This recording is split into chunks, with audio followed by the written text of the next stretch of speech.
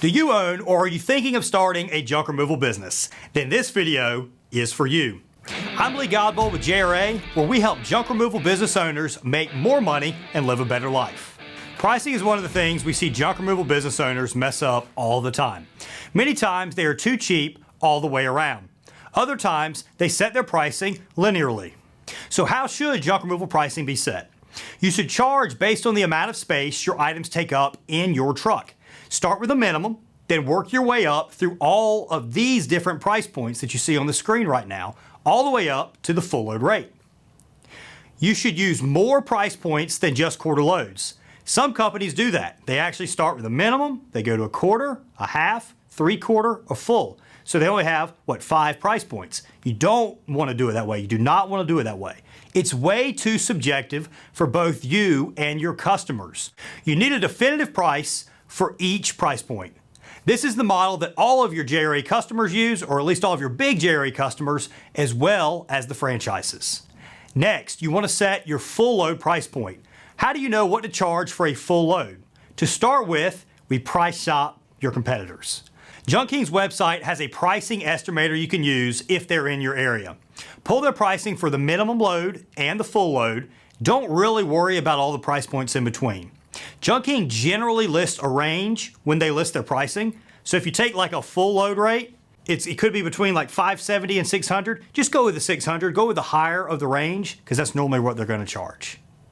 Next, pick up the phone and call some of the other companies, especially the franchises. Say something like this: "Hello, I'm from out of town and I'm helping my sister clean up a home she's moving out of. I've used you before in Alabama. This appears to be about 2 full truckloads. What is your pricing for 2 full loads so I can relay that to her and see if I can convince her to go that route?" What's going to occur now is they will try and avoid giving you pricing. Just politely let them know you've used the service a few times in the past. You just need to let her know pricing for her particular area, and you believe in the service and you understand the pricing model, and you're able to estimate pricing fairly close for this particular load size. Once you have pricing for 2 or more companies, you can then start to get an idea. Now, you need to convert pricing to a per cubic yard rate. Junking uses an 18 cubic yard truck. The other franchises typically use either a 15 or a 16 or another 18. Figure out what each one is in your particular area. Then take their full load price, divide that by the cubic yards of their truck. That's going to give you the per yard price for that particular company. Now, let's take the number and multiply it by the number of yards on your truck. So let's do an example. Let's say Junk King came in at $695 full load on their 18 cubic yard truck. That is $38.62 per cubic yard. If you had a 15 yard truck, you would multiply by $38.62, which puts you at a full load rate of $579.30. I would suggest going up to at least $595 or possibly even $630. So why is that? I'm sure that's what you're asking. Well, for one, Junk King is generally advertised pretty cheap. But most importantly, when you have a smaller truck, customers will perceive you as being cheaper than your larger truck counterpart. You're able to charge more per cubic yard and still appear like less money because of the size difference. Take advantage of that by pricing your services just a bit higher. Let's do an example. Let's put the full load rate at $630. And then we're going to subtract just a little from each price point. You can see the differences on this screen right here. The amount you subtract is going to vary depending on your particular full load rate and the size of your truck. So it depends on your area and the size of your truck. What's one thing you immediately notice? This isn't linear. For 1/4 of a load, if it was linear, that would be 25%. In your case, you're charging almost 40% of the full load rate.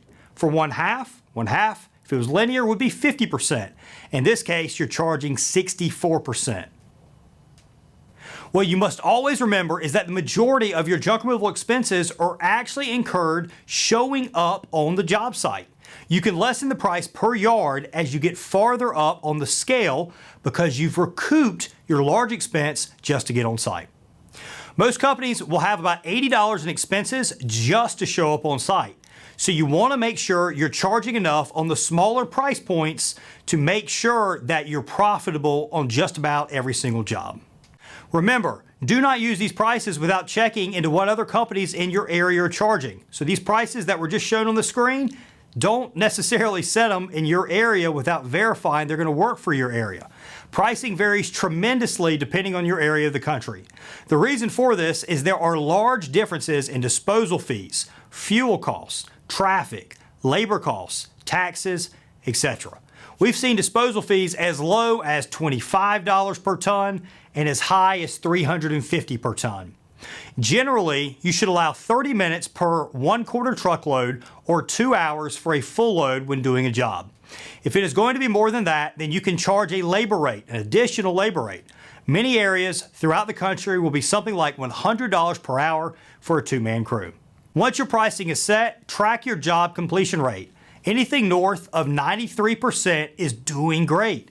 If you know your truck crews are great at quoting and they're getting great reviews from customers, you can try raising your pricing up every few months. If you find that you start closing less than 93% of scheduled jobs at the regular full price, then you know you might have gone too pricey, you might need to scale it back.